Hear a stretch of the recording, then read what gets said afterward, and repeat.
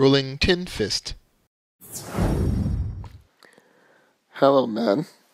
Hello, MGTOW. Welcome to 2016. I haven't done a video in some time. I've been very ill over the last week and a half after my trip back from South America. So I'm just getting around to this. It's, oddly enough, almost exactly a year since I first took the red pill. And I don't even recognize my life compared to before taking the red pill. It's just been a monumental and remarkable change, and I haven't been able to look back. It has been all rainbows and butterflies. On the good side, obviously, I have the knowledge and I'm able to approach being a husband, being a father, working, interacting with women a lot more intelligently than I did beforehand. I am healthier. I'm having a much better adventure out of this thing called life. I'm been blessed to, get paid more, save more, think about the future more, and just really have a great life. A much better life than before then. On the downside, once you do have that red pill knowledge, you can't put the genie back in the bottle. Of course, there are men who do go back to the plantation, but you can't unlearn what you've seen. You can't pretend it didn't happen. So that's the sad part, for me in a sense, the loss of your delusions. I know that sounds weird, but part of the reason there's so many blue pill folks out there is that there's something quite comforting about our delusions in life. And once you really grow up, once you really digest that red pill, you grow. But then there's a nostalgia for, the innocence you've lost. And so some of that innocence, I'm still dealing with. Once you see the kind of gynocentrism at work, once you have to be more aware of the movies you consume, women at work,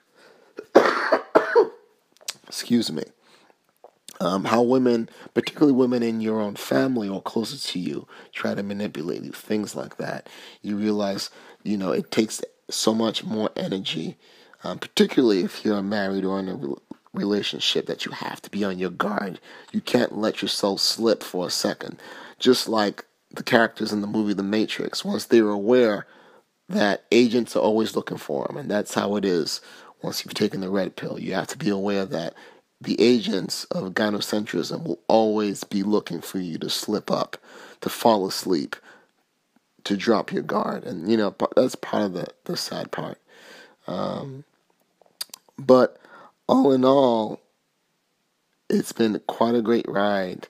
And I'm really looking forward to, as I get better, putting out more content, trying some different things with content, trying to not only help, obviously, younger men coming up, but particularly married men that may feel just so trapped and feel so much despair because if they're lucky, they think, well, I have this red pill knowledge, but I'm here in this marriage. What do I do? Things like that, to really speak to them. And also just hopefully encourage all men to try to find some way to contribute to the manosphere. Whether you're in your 20s, 30s, middle-aged, older, whatever, married, single, whatever, really try to contribute. I really hope a lot more men do contribute. And it just doesn't have to be YouTube. It can be in print. Excuse me. It can be podcasts, whatever your medium is, whatever your level is, whatever, just definitely try to put stuff out there. And it's, of course, great to see content producers continue to put out stuff, continue to support men, continue to lift them up, And it was really nice to see all that being put out there, even while I was out of the country, while I was sick. I went through all the videos I had saved over the last year and just kind of watched them, and it was really great.